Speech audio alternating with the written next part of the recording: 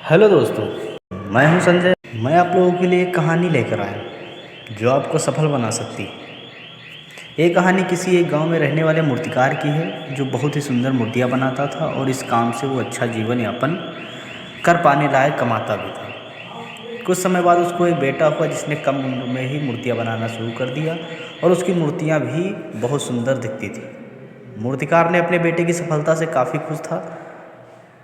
फिर भी वह अपने बेटे की प्रत्येक मूर्ति में कुछ न कुछ कमियां जरूर निकालता और बेटे को उनके बारे में बताता था। वह बेटे से कहता, तुमने अच्छा काम किया है, लेकिन अगली बार इस कमी को दूर करने की कोशिश करो। बेटा भी अपने पिता की बात मान लिया करता और उसने अपने पिता की सलाह के बाद अपनी हर मूर्तियों में सुधार करना जारी रखा।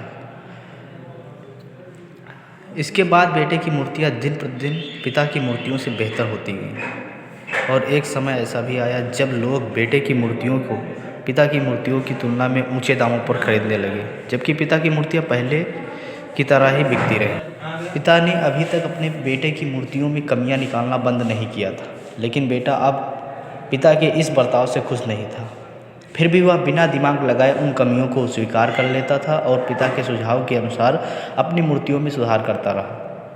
आखिरकार एक दिन ऐसा आया जब उसके पिता ने उसकी बनाई मूर्तियों में कमियां निकालनी चाहिए तो बेटे का धैर्य जवाब दे गया।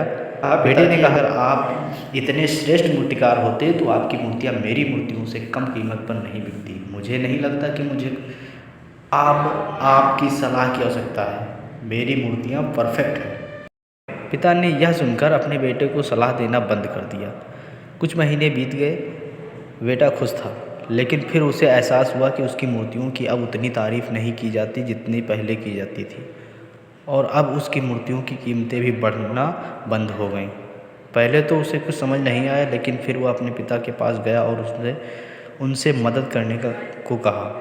पिता ने उत्तर दिया, हाँ, मैं भी कभी इन परिस्थितियों से गुजर चुका हूँ। बेटे ने कहा, फिर आपको मुझे ये तभी बता देना चाहिए था। पिता ने उत्तर दिया, शायद तब तुम मेरी बात नहीं समझ पाते। मैं ये भलीभांति जानता हूँ और मानता भी हूँ कि मैं मूर्ति बनाने की कला में तुमसे ज़्यादा बेहतर नहीं हूँ। ऐसा भी हो सकता है कि मूर्तियों के बारे में मेरी सलाह गलत हो, और ऐसा नहीं कि सिर्फ मेरी सलाह से तुम्हारी मूर्तियाँ बेहतर हुई।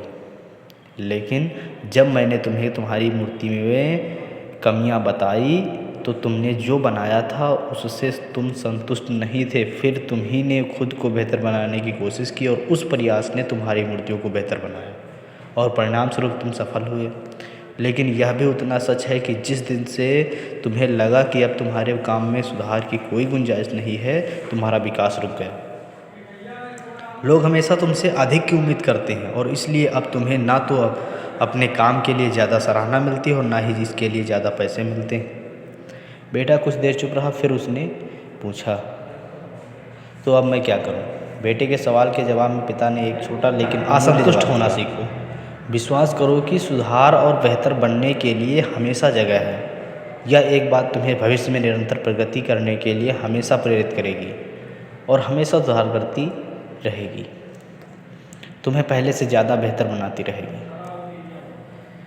इस कहानी से हमें ये ज़रूर सीखना चाहिए कि बिना क्रोध या दुख की आलोचना को गंभीरता से ले, इसे अपने आप को सुधारने के लिए उपयोग करें और इसका स्वागत करें।